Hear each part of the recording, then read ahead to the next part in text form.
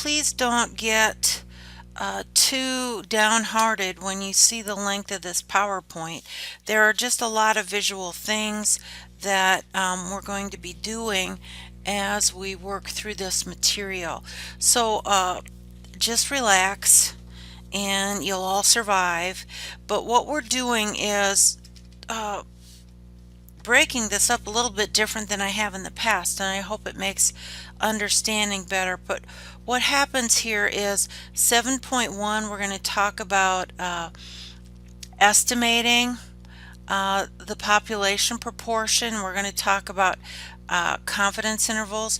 8.1 is a general introduction to significance testing. 8.2 is specific significance testing to proportions, and 9.1 has to do when we're looking at the difference between two population proportions. So that's where we're going to go in this section of Unit 4. I'm going to break this down into smaller lectures, but the PowerPoint goes for all four of these sections. So let's start with 7.1. Okay, now in chapters 2 and 3 we looked at descriptive statistics, and we specifically looked at the mean and standard deviation. And then in chapter 6 we talked about z-scores and the area to its right using that subscript notation. So we're going to talk about that. And remember, in chapters 4 and 5, what we did was we talked about probability, and that's what statistics is how do we deal with probability. So we'll be looking at how we're going to estimate parameters, proportions, means, and then we're also going to be doing standard deviations. And then what we're going to do in the chapter 8 sections is we're going to be testing hypotheses, and another word you can think about that is claims. So we're going to start with estimating a population proportion. So that's what statistics does for us. It allows us to gather sample data and use that to make inferences about a population data. And so remember, a sample proportion would be a statistic, and a population proportion would be a parameter.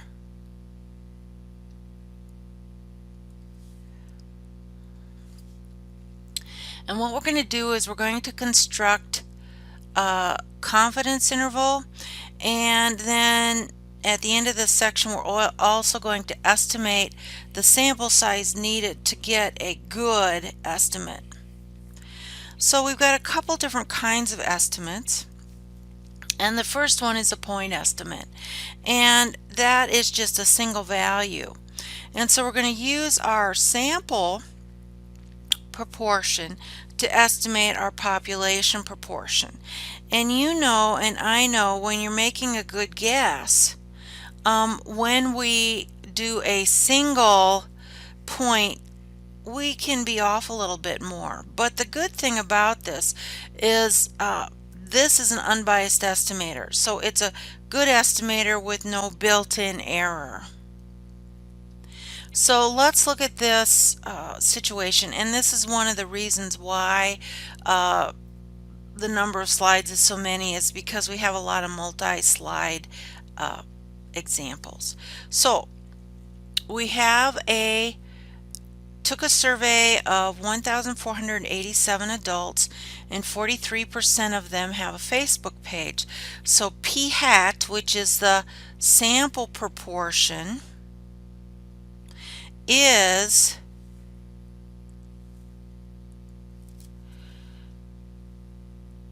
p hat is the sample proportion.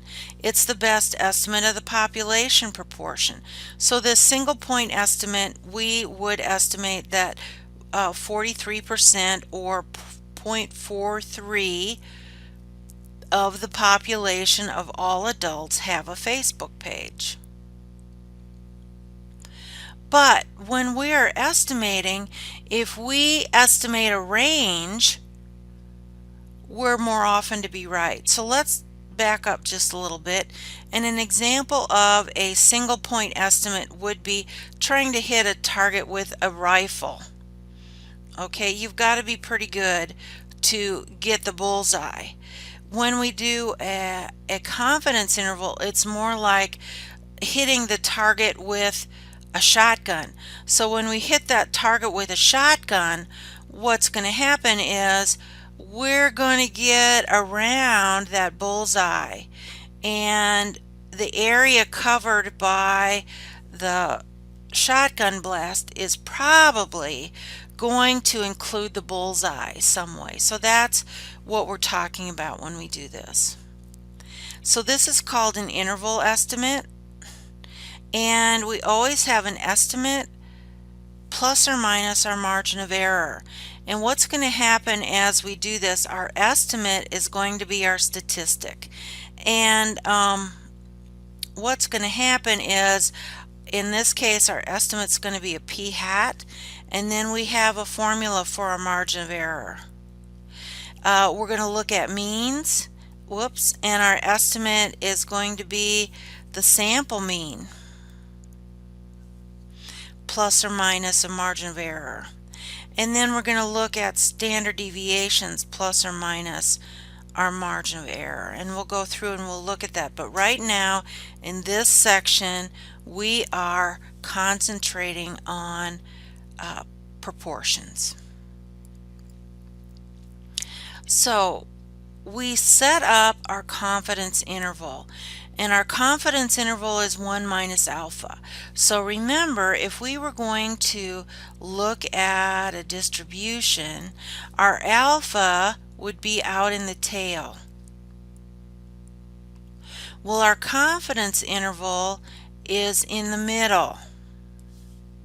So we have standard confidence levels of 90%, 95%, 99%, and they correspond with alpha of 10%, alpha of 5%, alpha of 1%. Now here's a picture of what's happening.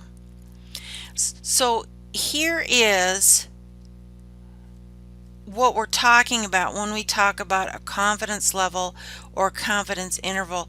We are confident in the process, and in the long run the results of that process should give us an interval that does contain the true value.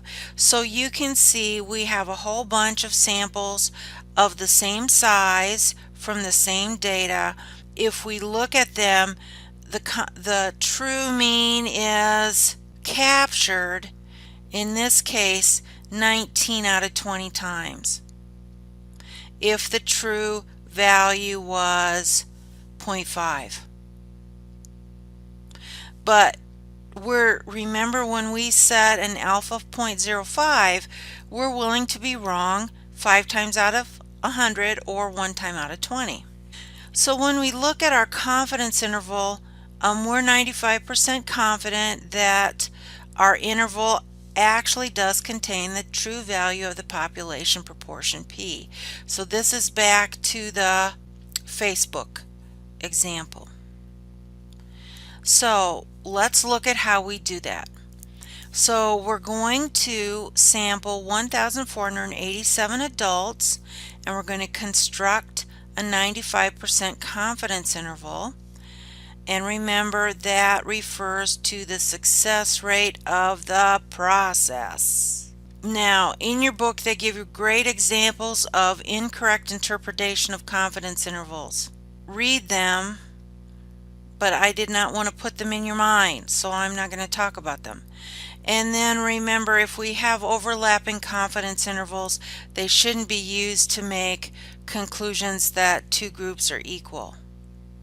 Okay, so again, what we have is we have a critical value, and your book talks about the critical value as z sub alpha divided by 2, meaning that alpha is the area in both tails. We're just going to look up the area in one tail.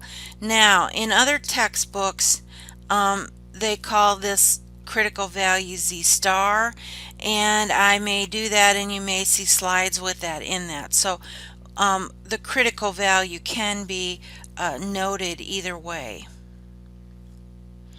So again, if we want alpha as 0.05, then we know our confidence level is 95%. If alpha is 0.5, then we know there's 2.5% area in the upper tail and 2.5% area in the lower tail, and we're going to look for those critical values. This is a pretty standard confidence interval, so I have some pretty standard critical Z scores, and for 95% the critical Z is plus or minus 1.96. And so again, we know that the other 95% is in between our critical values, and this will add up to 95%. I think I said that. And so we can find table A2 to find that critical value. Now, here is a table of the critical values, but on the bottom of A2 from your barrel fold tables in the e-text, there in the bottom right hand corner there's a little table that gives us that same information. So let's look at page 311, number 5, 6, and 7. Okay, so number 5 says let's find the 90%, the critical value for the 90% confidence interval. So that means there's 10% outside. So let's think about that. There's 10% in both tails. So that means there's going to be 5% up here in the upper tail. So we want to find the area to the left that corresponds as closely as possible to 0.95. So let's look in the table, and what you can see right here is 0.9495 and 0.9505. Well, here's the deal. They're both the same distance, so we're going to go right in between. So our critical Z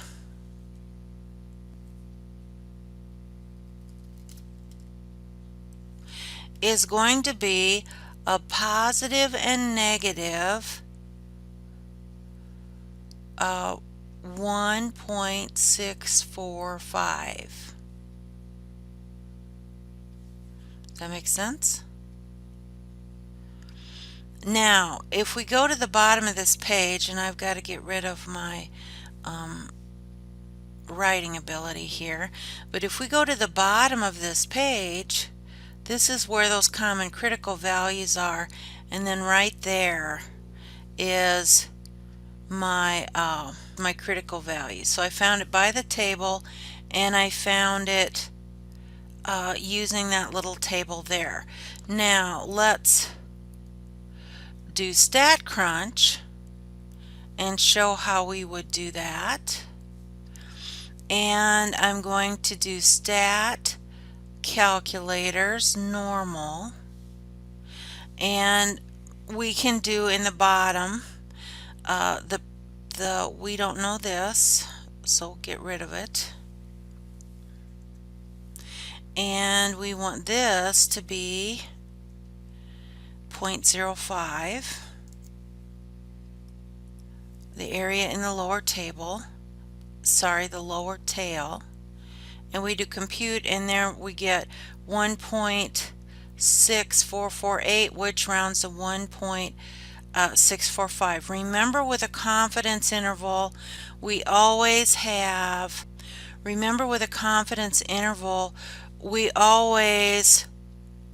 are thinking both tails. So when we find our critical Z here, it will always be both positive and negative. Okay, so let's go back and let's do number 6, and it's a 99%, and let's just use our same screen here, and we'll do that. And if it's 99%, it's 1% outside, which is 0.01, and half of that is 0.005. And then I'm going to compute. And there is my critical value. And again, so there I have my critical value, and because we're doing a confidence interval, remember we're also considering that very top tail.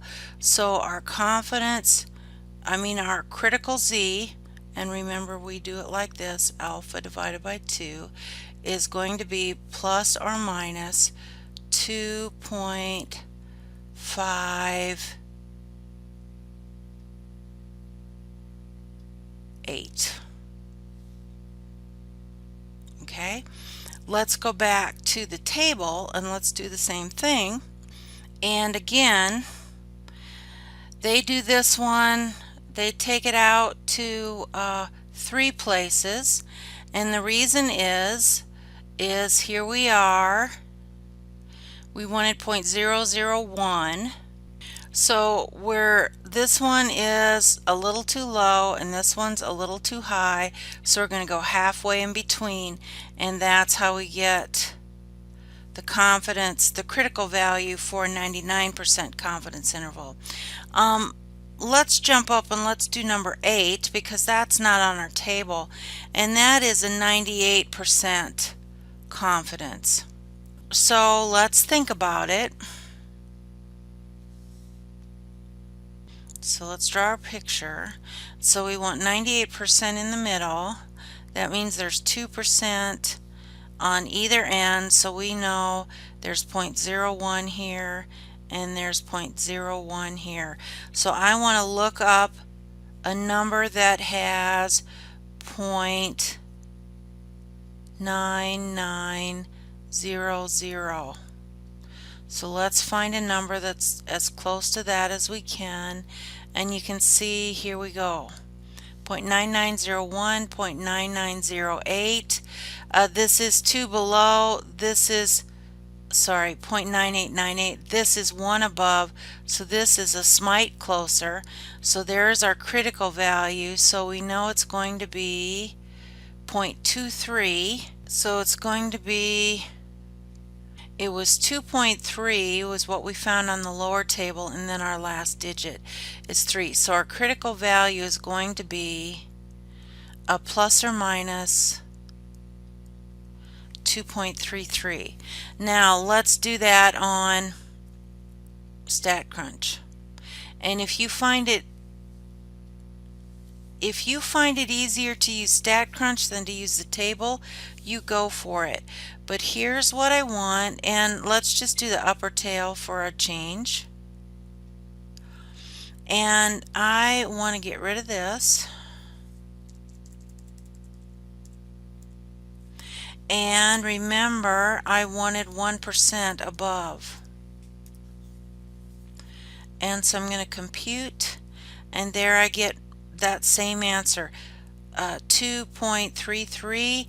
And then remember, because we're doing a confidence interval, that will be plus or minus. So let's talk about the margin of error. So any confidence interval is our estimate plus or minus our margin of error. And the estimate is the statistic that we can easily calculate. But the margin of error is our maximum likely difference, and so it's actually the maximum error of estimate. So here's the deal. When we're doing a proportion, this is our formula. So this number is simply our critical value. The stuff under the radical sign is our estimated standard deviation of the sample proportions. And P is our sample proportion, Q is its complement, and n is the number in the sample. It's going to be important to remember to round our error to 3 significant digits, and we do that in the very last step. So what has to happen so we can do this? Well, first thing, it needs to be a simple random sample. And the second thing, we need to satisfy the conditions for binomial distribution, which means we have a fixed number of independent trials. We have two options, success or failure, and that the probabilities remain constant for each trial. And here's the kicker. There needs to be at least 5 successes and 5 failures. So you can have a relatively small sample size if requirement number 3 is met. And here's how we write them. We can write them with less than signs between. We can write it as a statement of plus or minus, and we can write it using interval notation. And remember, this is our low, this is our high, and then we use parentheses, meaning that the ends are included in our interval. So let's do a problem.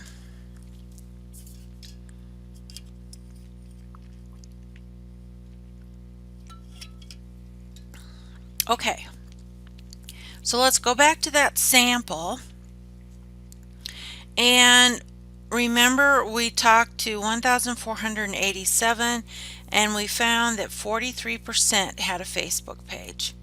So we are going to look at this, and so here's what we want to do, and let's think about this while we are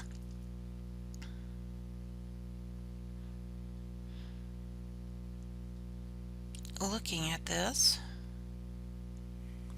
So we want a 95% confidence interval. So we know our critical Z for a 95% confidence interval is going to be 1.96.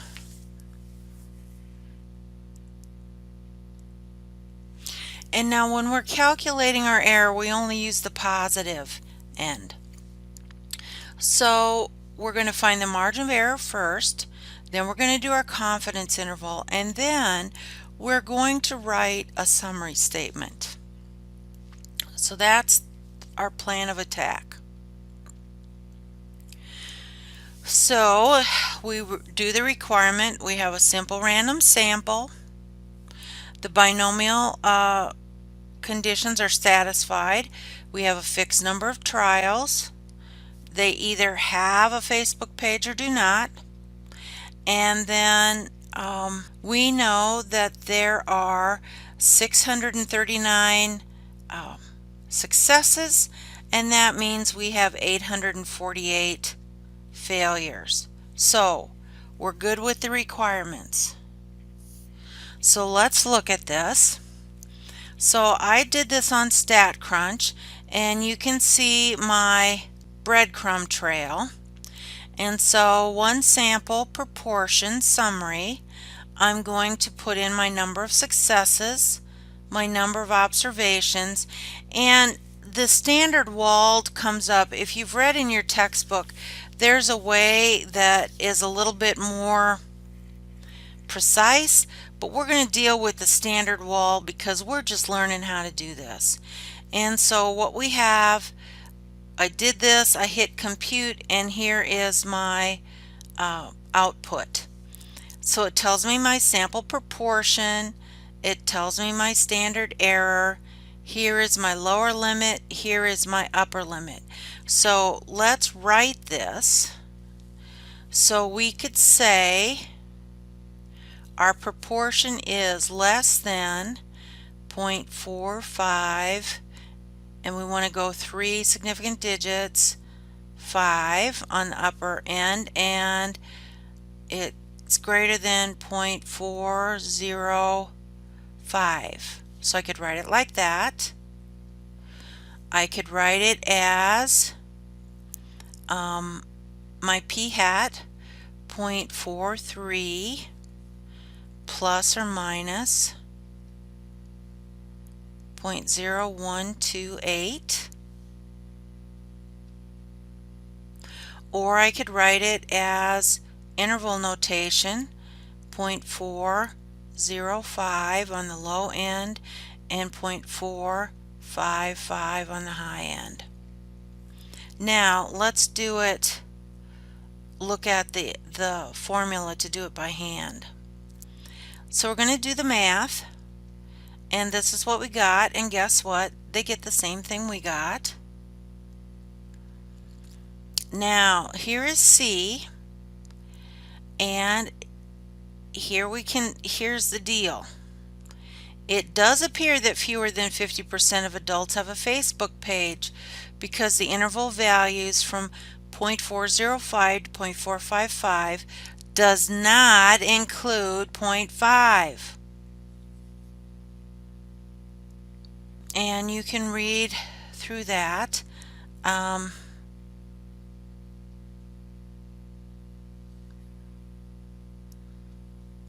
So let's look at page 312.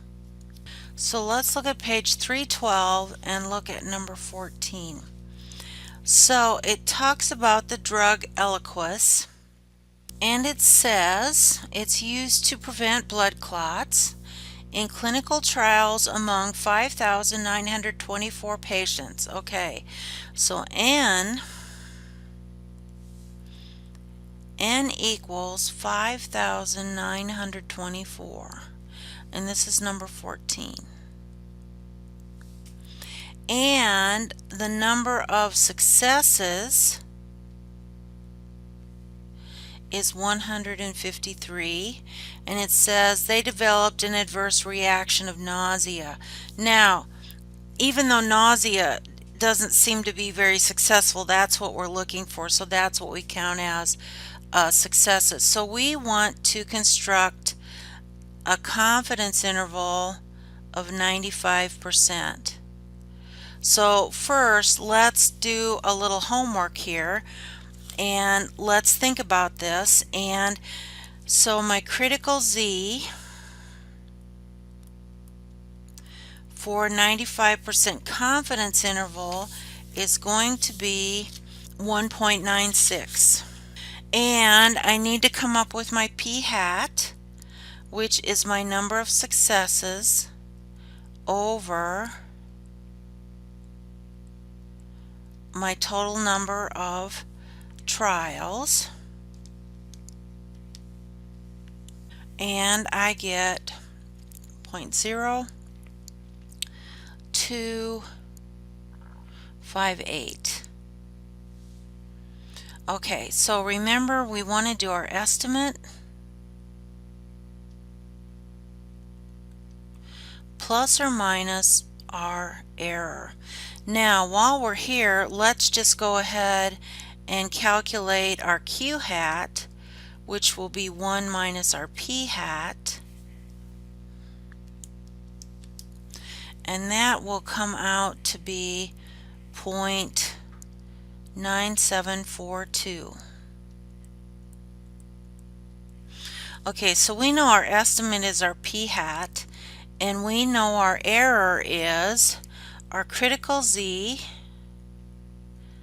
times the square root of P hat Q hat all over N. And remember, this is our estimate of our standard deviation. So let's go ahead and let's plug these numbers in. And the number in our sample is 5,924. When I do the stuff under the radical, I get 0.002058. Now I took it out a lot more digits than I needed to, and I will round it at the end. Since I have it on my calculator, that's not a big deal. And so 0.0258 plus or minus 0.004. Now this is where I'm going to round it to 3 significant digits. It's 40372204. I'm going to round it to 404. 3 significant digits. 1, 2, 3. Okay, so there's my answer. They get a different answer. Oh, because I didn't follow directions. Okay, let's start over. We wanted a 99% confidence interval. So I want a 99% confidence interval. And so my critical Z is going to be 2.575.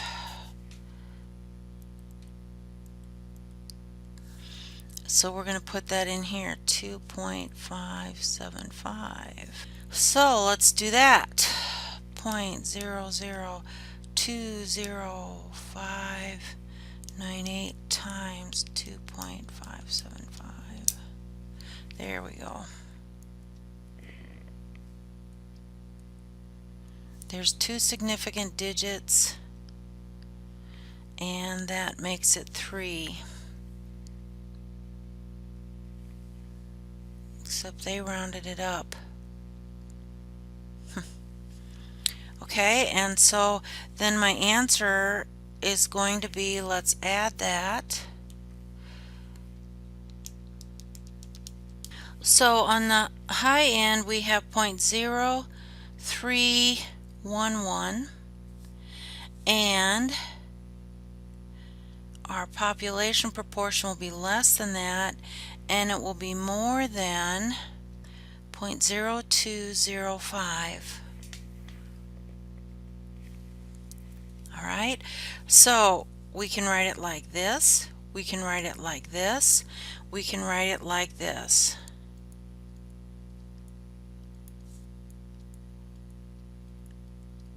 Now, what does that mean?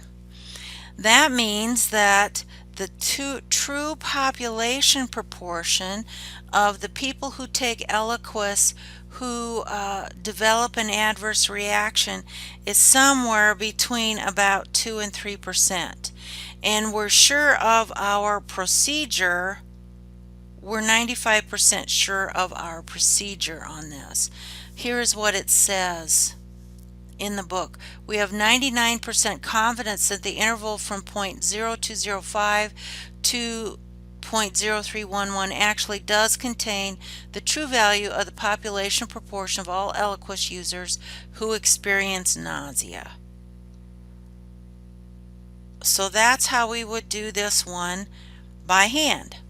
Okay, now let's do that same problem with Eliquis on StatCrunch. What we're going to do is we're going to go to Stat, Proportion Statistics, One Sample, with Summary.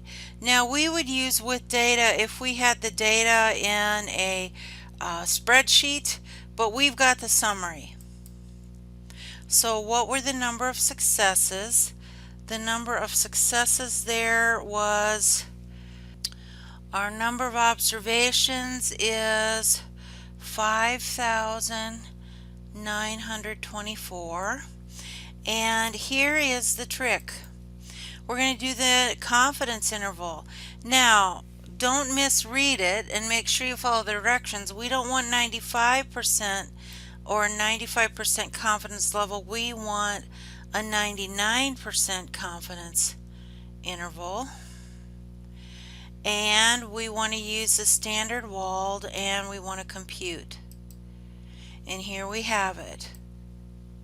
So there's our lower limit, which is exactly what we got doing it by hand. And you saw the ways to write that. And so again, we have 99% confidence that the true interval, the true population proportion, is somewhere between 2 and 3%. Okay, let's look at another problem. And let's look at number 22. So now, in a survey of 3,005 adults, so this is number 22, n equals 3,005. And they're 57 through 85 years old. It was found that, okay, so the p hat is 81.7%, used at least one prescription medication. And it tells you where that came from. Okay, so how many, so in other words, they want to know what is our number of successes. Well, here we go. If 81.7% of our sample used it, we're going to take 0.817 times 3,005. And when we do that, we're going to get that there is 2,455 is our X. Now, let me do this on my calculator.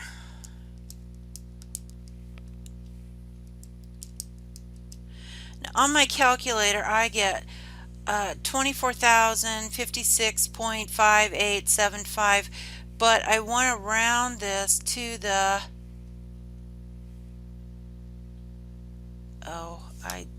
sorry.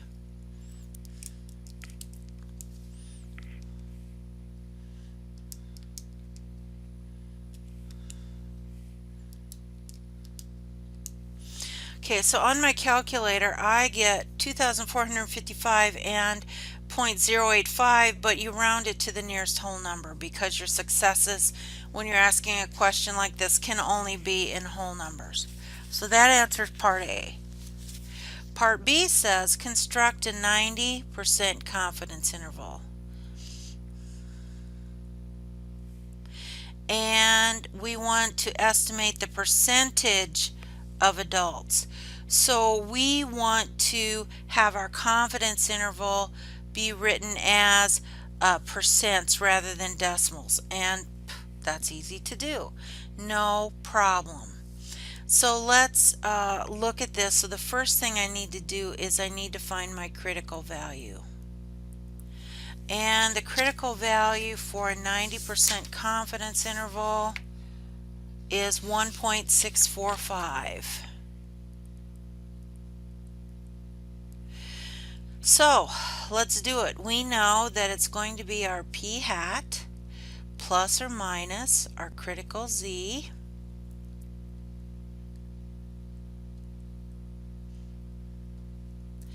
times our p hat q hat all over n. So that's going to be, and let's see, I'm going to do it all in decimals and then change it to percents at the end. I'm more comfortable that way. Okay, if p hat is 0.817, we know q hat is going to be 18.3%. So this is going to be 0.817 times my margin of error comes out to be 0.0116. There's a 0 behind it, so I'm okay with this. I'm going to add it to 0.8. And on the top end I get 0.8289. On the bottom end I get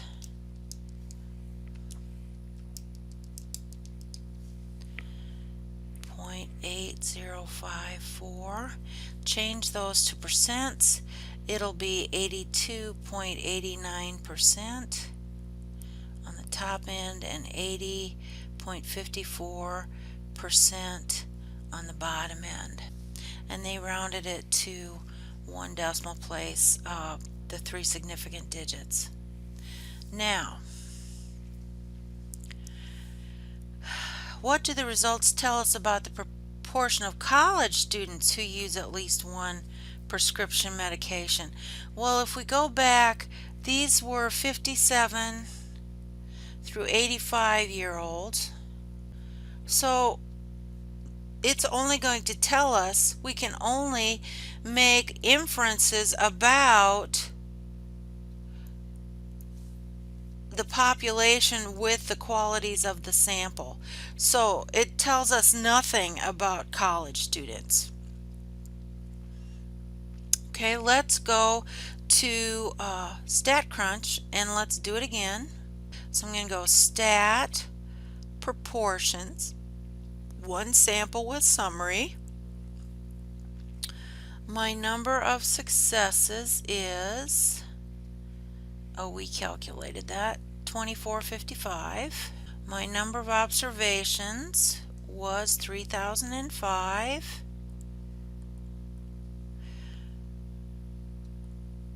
We want to do a confidence interval, but we want to do a 90% confidence interval.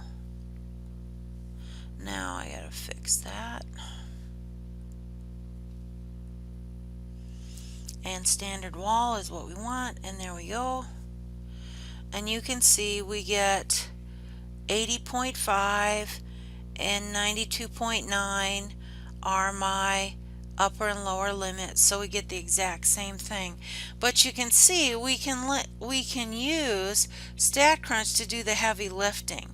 If you enjoy doing the calculations, you go for it, but you will be able to use StatCrunch in both your homework and on the exam. And for the last part of this lecture, we're going to look at how big a sample size do we need.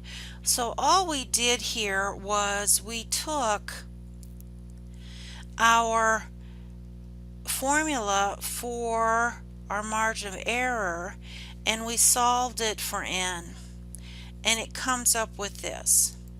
Now if you've printed out those barrel fold tables and you look under Chapter 7, Sample Size Determination, it's right there for you. So those formulas are there.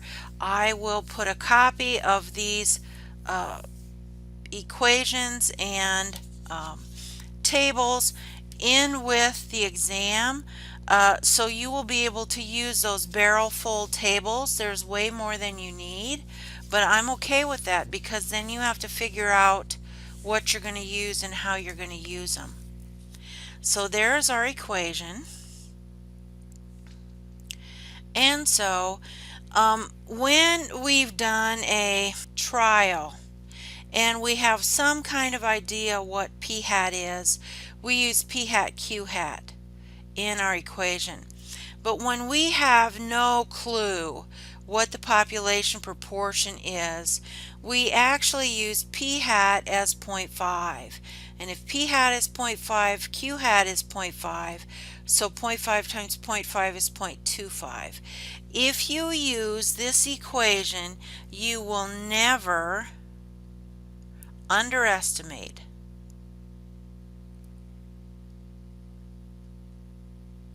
the number in your sample.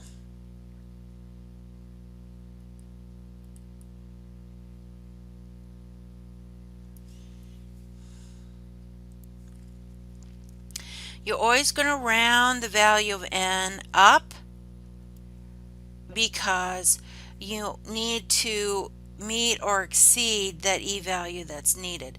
This is what we call a conservative estimate, meaning that we won't underestimate it. So let's go to page 314 and let's do number 32 and 34. Now you may notice that I'm doing even numbers. That's because you have the answers to the odds in the back, and the more problems you have time to do, the better you're going to be. These formulas are also on page 307, and in your book, if you look on page 309, they talk about better performing confidence intervals. That's all a wonderful thing, but we're not going there. Let's go to page 314. 32 and 34. Okay, so it's chicken pox is number 32. You plan to conduct a survey to estimate the percentage of adults who have had chicken pox. Find the number of people who must be surveyed, so we don't know N. And we want a confidence interval of 90%. And we want our margin of error to be plus or minus 2 percentage points, which is 0.02. Assume nothing is known about the prevalence of chicken pox. So that's A. So remember, our number is our critical Z squared. Now we don't know anything, so we're going to use P hat Q hat. I'm just going to do this so we have that for reference. All over E squared. Well, in A, we don't know. Let's just change colors here. In A, we don't know what that is, so we're just going to use 0.5. A 90% confidence interval, our critical Z is 1.645.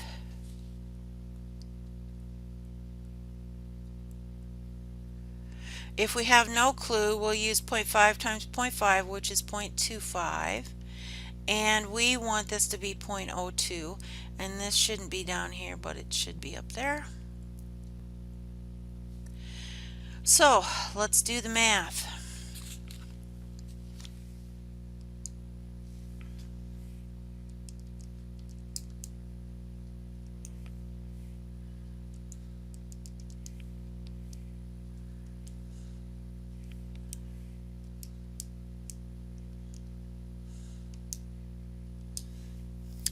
And I get 1691.26. So what I'm going to do is I'm going to round that to 1692. I'm going to round it up 1. Now we can't do this. StatCrunch doesn't do this, so we're stuck doing this one by hand. Let's look at part B. And part B says we think that P hat is 95%, which is 0.95. That means Q hat is going to be 0.05. So we're going to do it again. It's going to be 1.645 squared times 0.95 times 0.05 all over 0.02 squared. And I get 321.34, which will round to 322. Now, does the added knowledge in part B have much effect on the sample size? Well, gosh sakes, yes it does. If we had no clue, we'd get almost 1,700 people. If we have an idea that 95% have had chickenpox, we only need to collect 322 in our sample. So it's a very substantial decrease. Let's look at number 34.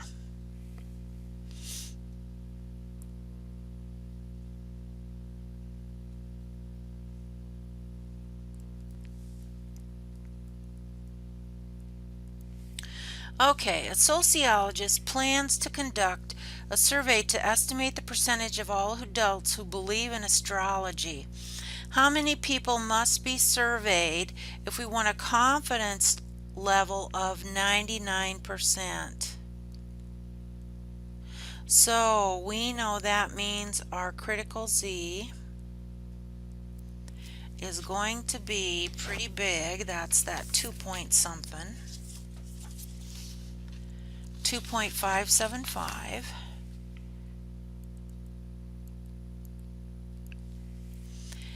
And we want our margin of error to be 4%. So again, let's review our formula. Number equals our critical Z squared times P hat Q hat all over the margin of error squared. Now, assume nothing is known about the percentage to be estimated. So that is A.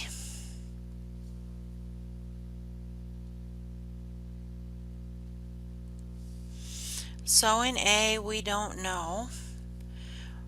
So we're going to do our critical Z.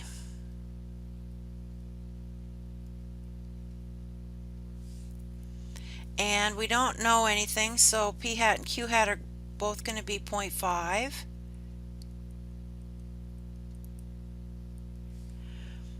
And our margin of error is 0.04. We're going to slug out that math, and I get 1036.03. And even though we just have a little bit over, remember we have to go the next number higher. So 1037 are the number of people we need in our sample for A.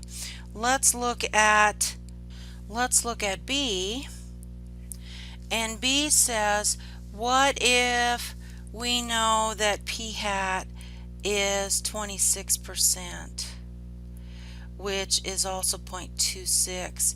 So Q hat will be 0.74. So again, let's do it.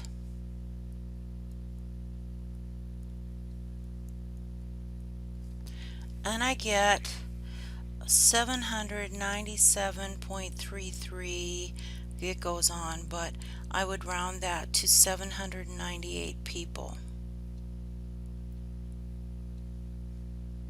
So notice that when we use 0.5 as our best guess for P hat Q hat, we get a bigger sample.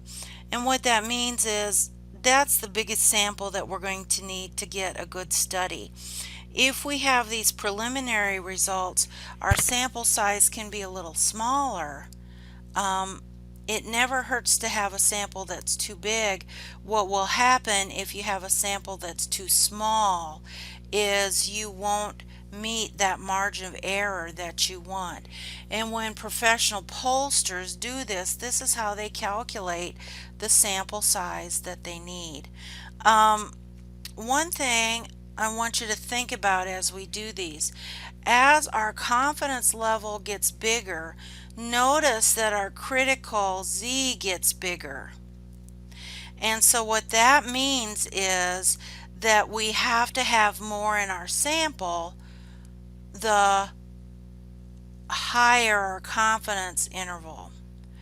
And so in other words, what happens is if you want to be 100% sure, you can say, well, it'll be 0 to infinity.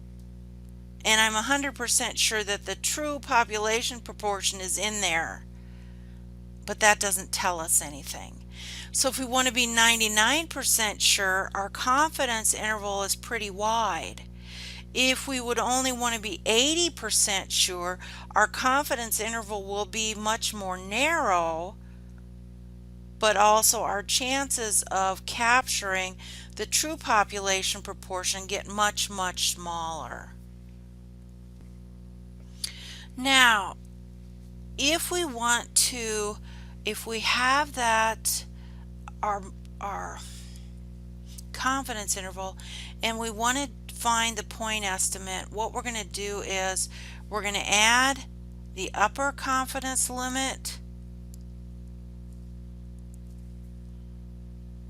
and the lower confidence limit, and we're going to divide by 2. That'll give us our p-hat, which is in the middle.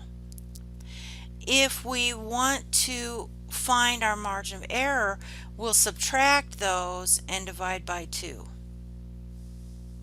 So think of it, our confidence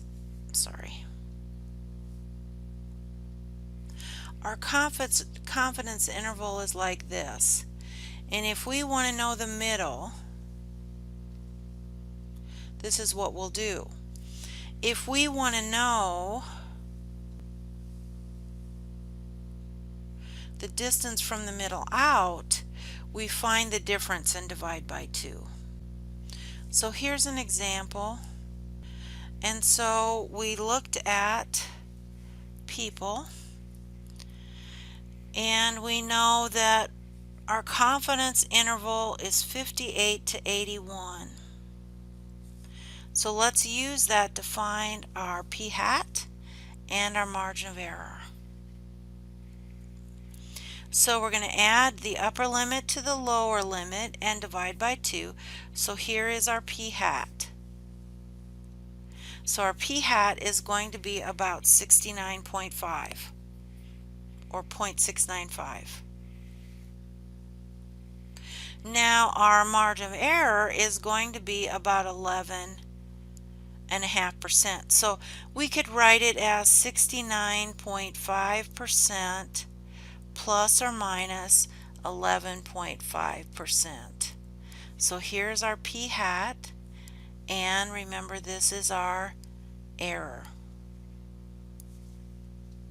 Okay? So what have we done? We've talked about point estimates, we've talked about confidence intervals, we talked about confidence levels, we talked about critical values, we talked about margin of error, and we've talked about sample sizes. So good luck with 7.1.